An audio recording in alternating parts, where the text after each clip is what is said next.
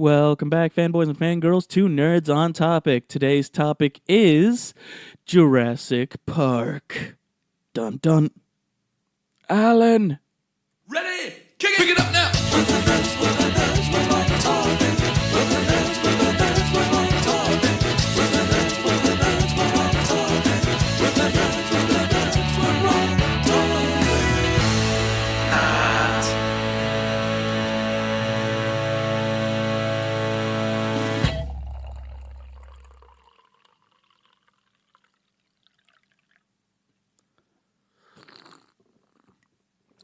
Oh man, I really needed that.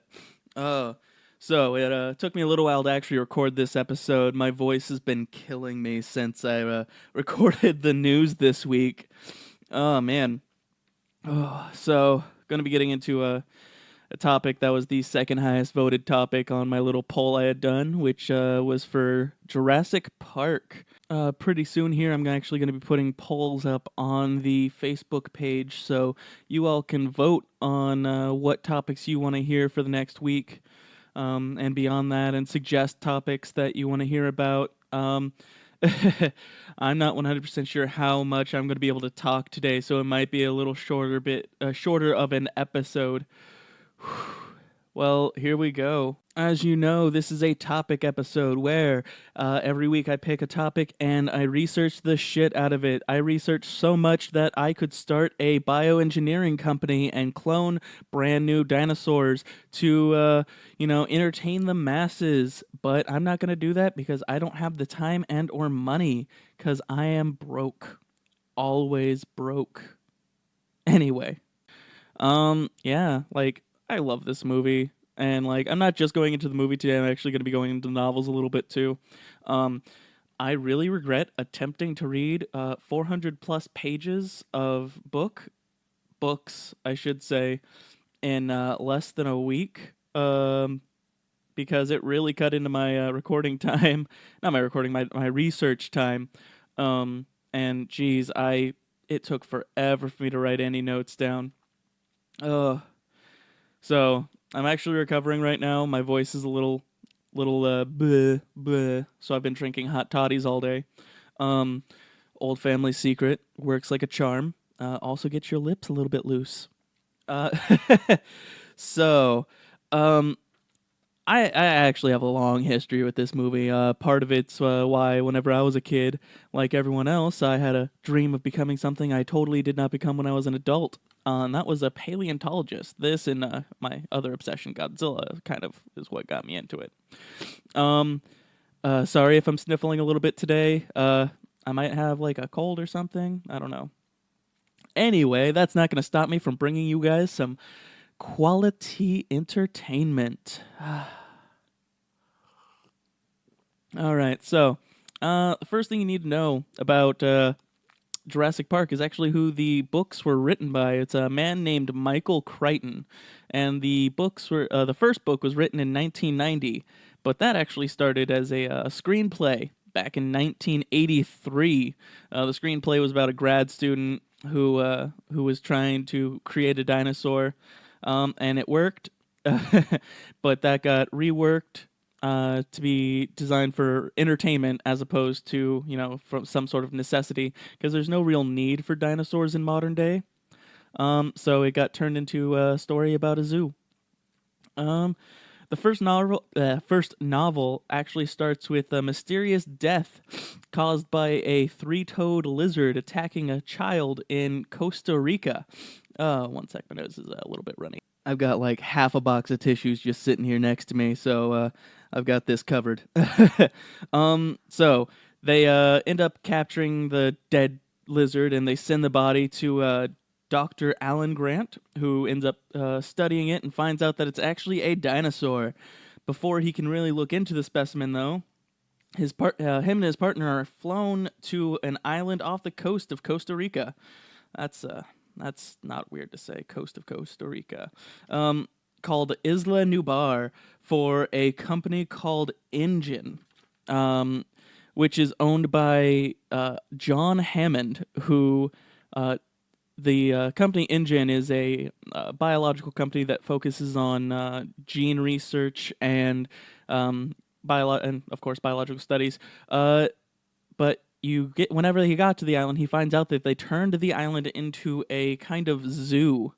Um, the zoo is full of extinct animals, um, cloned by a man named Doctor Wu. Let's see. The lawyer for Engine brought the scientists and a math guy named Ian Malcolm, who you all might know from the movies, played by glorious Jeff Goldblum and all his glorious glory. Because he was worried about the safety of the island and wanted to make sure that people could come. So he needed a second opinion. Malcolm, speaking words of wisdom, says that the island is doomed. Of course, because chaos theory. Um, Meanwhile, the park's network engineer, Dennis, is secretly working for a rival bioengineering company called Biosyn. But it looks like it's more like bison, which, yeah, it's weird. We got engine and bison. So we got a motorized buffalo. So, for safety reasons, they thought that making the park 100% autonomous was a smart idea. Nope. Shit hits the fan because guess what? Dennis gets killed. And before that though, he shut everything down because he was actually working for Biosyn, trying to get some of that DNA out. Oh man, Bison comes in a lot. Uh, Most of the novel ends up playing similar to how the movie from 1993 came out or played out. So yeah, you kind of get it. The few key differences are like how the characters acted, like how Alan didn't really like kids in the movie, but he actually really liked kids in the book. The kids' personalities were actually flipped. And also another key difference is the kind of dinosaurs that they used in the book and movie. So in 1993, we get the amazing Jurassic Park movie directed by Steven Spielberg, which almost right away was different from the books, omitting the opening scene with the whole dinosaurs killing children, uh, and a couple others like the Pteranodon scene from the aviary. But they used that in later sequel movies. Going into the making of the movies, though, the films were made using a fusion of practical effects and brand new thing at the time called computer generated graphics. Ooh, fancy. They were toying with the idea, much like how Godzilla was toying with the idea, if you guys remember that Godzilla episode, crossover, with doing it in claymation. There's a sample actually online that you can find of raptors done in this way with their tongues flicking in and out like snakes. Because back when this movie was still getting made and the book was written, people still thought dinosaurs were all reptiles, but we were finding out at this time that they were actually related closer to birds. So that whole thing got scrapped, and they ended up going with the computer graphics and practical effects. Um, they had a ton of difficulties with the animatronics, though, but they kept some of those things in because it made the movie better. The most popular case of this, though, in the first movie, is actually with the kids in the Land Cruiser scene with the T-Rex attacking. There was a small malfunction where the T-Rex was only meant to like bump the glass while the kids were screaming their heads off. But during it, he accidentally went too far, pushed the glass down on top of the children, who were not expecting this, and they ended up screaming their heads off with real fear. They kept that in the movie, 'cause quality. uh, I'm actually really surprised at how well this movie still holds up. I went back and watched it again, and like, there's times where you can't really tell that it's CG or practical. It's really cool. They need to make more movies like that, though. So the second book came out in 1995 because of a lot of pressure that was put on to Michael Crichton by the studio and by the fans. So he pumped it out, and not even 2 years later, they ended up coming out with Jurassic Park 2: The Lost World. And for that, they basically completely left out the novel. So going into like what the novel was about, Dinosaur bodies started washing up on the shores of Costa Rica. Ian Malcolm from the first book, who turns out that he was actually alive when he was presumed dead in the prologue of the first book, is doing research with a paleontologist called Richard Levine. Ad, Avril Lavigne. That's all that makes me think of every time I see it. So I'm only going to refer to him as Richard or maybe even Dick. Uh, But they ended up getting the bodies, and they were like, "Huh, maybe there's another island." So they go looking for a second dinosaur island, and they find the Lost World. It turns out that it's actually like Site B for the dinosaurs, where they originally cloned them and were then taking them from that island and putting them onto Isla Nublar. I did have the name written down for this island, but I can't read my notes that well, and it's pretty much just a bunch of chicken scratch. So I'm not even gonna try to reference its name.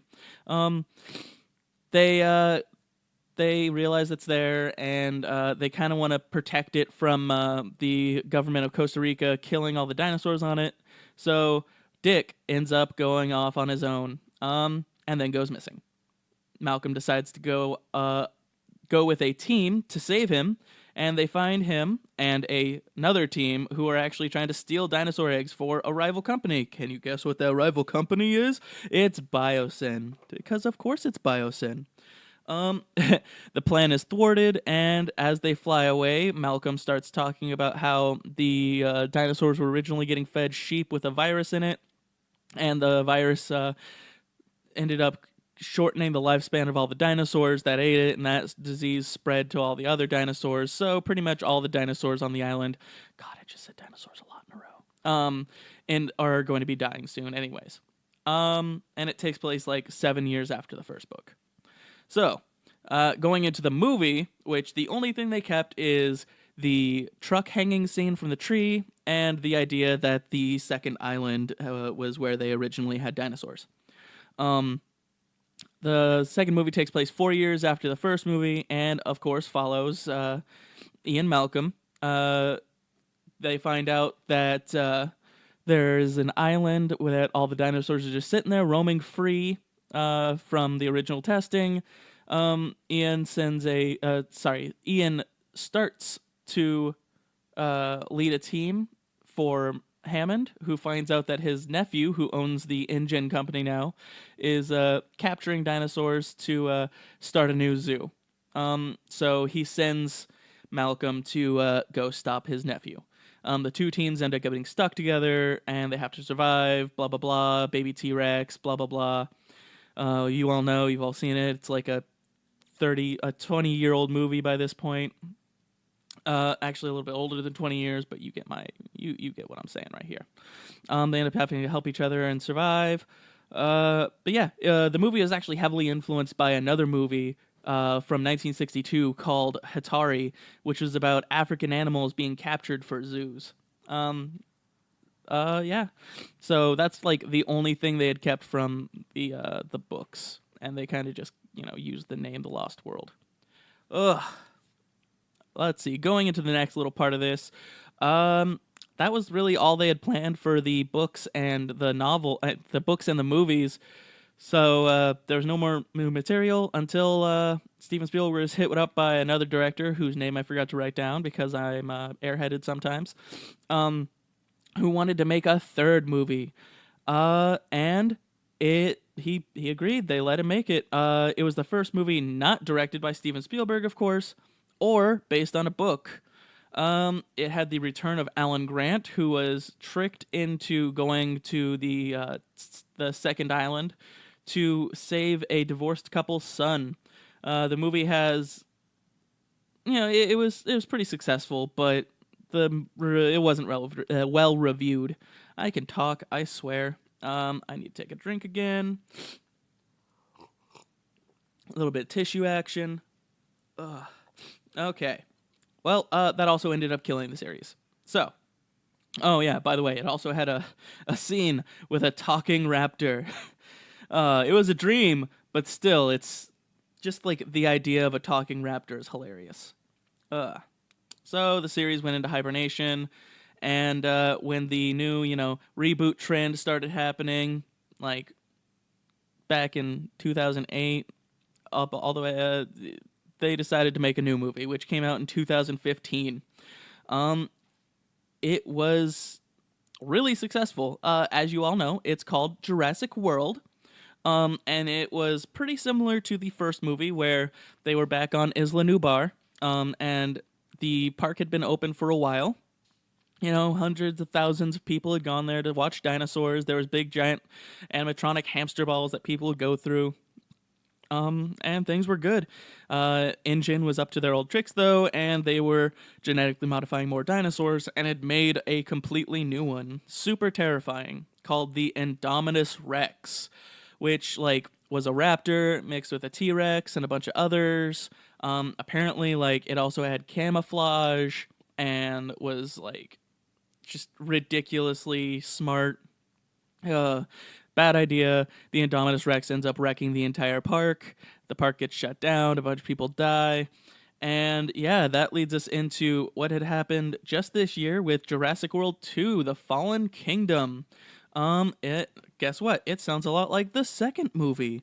Uh, it starts off with them going back to the park because it turns out that it's about to explode and they want to save some of the dinosaurs, but they also find out that the people are trying to kidnap some of the dinosaurs for military research. You also find out the military, using Dr. Wu, has engineered a new weapon, and the one piece they needed was Blue from the first movie, with Chris Pratt and all that whatnot. And they get him and they make the Indom Raptor, I do believe they called it. I was really wasted when I went to go see this movie, actually. I enjoyed the hell out of it, but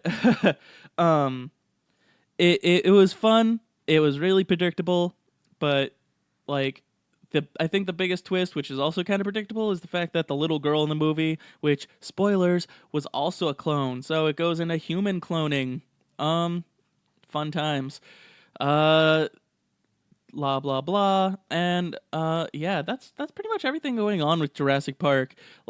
There's a lot going on, and there's more history I could go into, but what I find interesting is while I was doing research for this, I found out they're actually doing a third movie, the third Jurassic World movie, which I didn't hear anything about, and it comes out in 2021, which is exactly 20 years after the release of the third movie, which I find really interesting, the little parallels they did with that.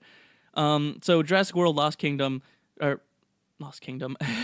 Fallen Kingdom didn't do as well as the first Jurassic World did, much like how the Lost World didn't do as well as the original Jurassic Park did. And I'm pretty sure that if this trend continues, the new Jurassic World movie, which is coming out exactly 20 years, like I said, after the third Jurassic Park movie, probably is going to just tank terribly. It's probably going to have a similar story where they're forced to go back to the island even though the island is destroyed, or there's going to be a second island. But I didn't find any other information out about it because it's only been announced. It's not even in pre-production yet. Yeah, I feel like I'm just rambling at this point. Jurassic Park, it's an amazing series. If you like dinosaurs, you can go and watch it without really worrying about the story. You just got to watch dinosaurs parade around on the screen, have fun, and yeah, this episode feels a little bit weak. I feel bad for this, but then again, I'm also probably sick right now. So I'm just going to kind of end this right here. It's a little bit of shorter episode. But, yeah, sorry. You all know, my name is Kevin. This has been Nerds on Topic. You can follow the podcast on Twitter at Nerds Topic. You can follow us on Instagram at Nerds on Topic. You can follow me on Twitter at KW Comics. You can follow me on Instagram at Not Coffee. That's coffee with a K. If you enjoy our intro music, you can follow our amazing DJ Swa at Swa Music on all social medias.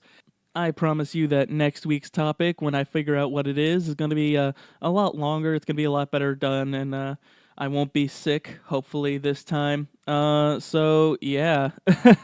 Remember, guys, this is not the podcast you're looking for. Bye-bye.